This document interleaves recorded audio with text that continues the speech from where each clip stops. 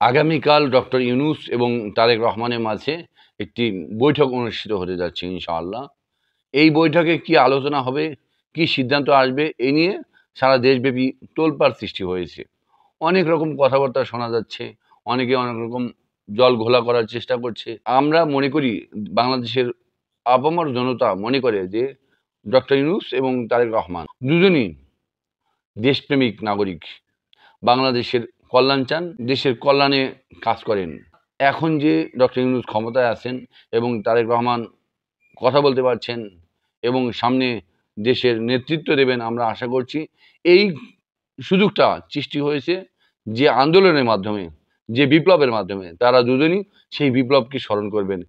জুলাই বিপ্লব আহামরি কিছু না। আমি বারবার একই বক্তব্য বারবার বলেছি যে জুলাই বিপ্লব হচ্ছে মুক্তিযোদ্ধা কোটার বিরুদ্ধে একটি আন্দোলন ছিল, যে আন্দোলনকে কেন্দ্র করে, যে আন্দোলনের মাধ্যমে এই আওয়ামী লীগ এবং ফ্যাসিস্ট হাসিনা সর্বোচ্চ স্তরের নেতৃত্ব থেকে সর্বনিম্ন পর্যায়ে সকল ফ্যাসিস্টরা গর্তে লুকিয়ে গেছে।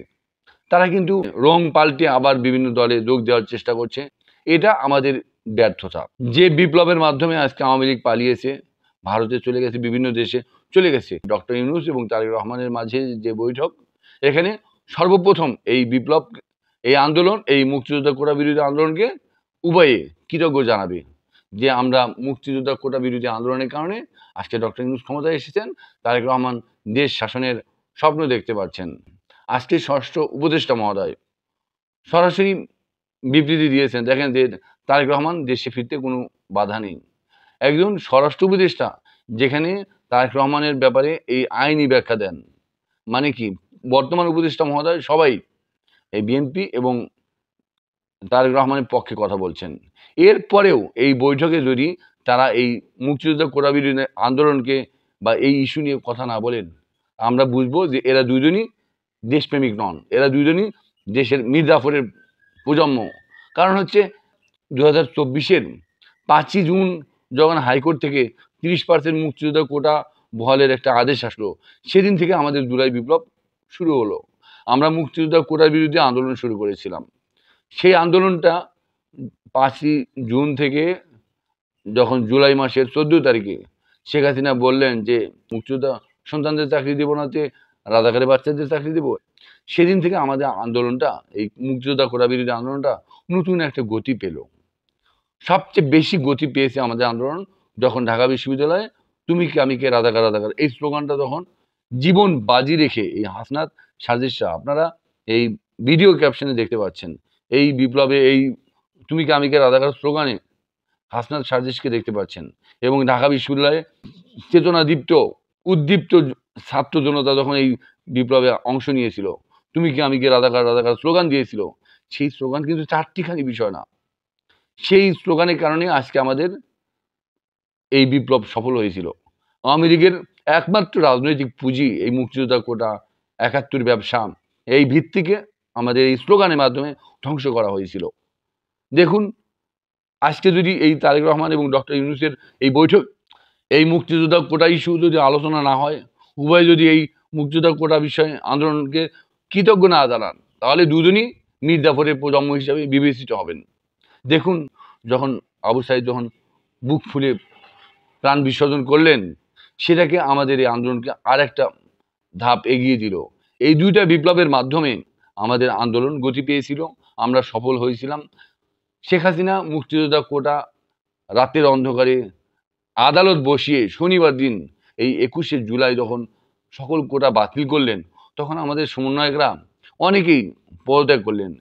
স্বয়ং এই নাহিদ ইসলাম, সেও ডিবি হেফাজত থেকে ঘোষণা দিলেন যে আমাদের আন্দোলন স্থগিত করা হলো, কারণ আমাদের কোটা, মুক্তিযোদ্ধা কোটা যে সংস্কারের আন্দোলন ছিল, সেটা আমাদের সফল হয়েছে।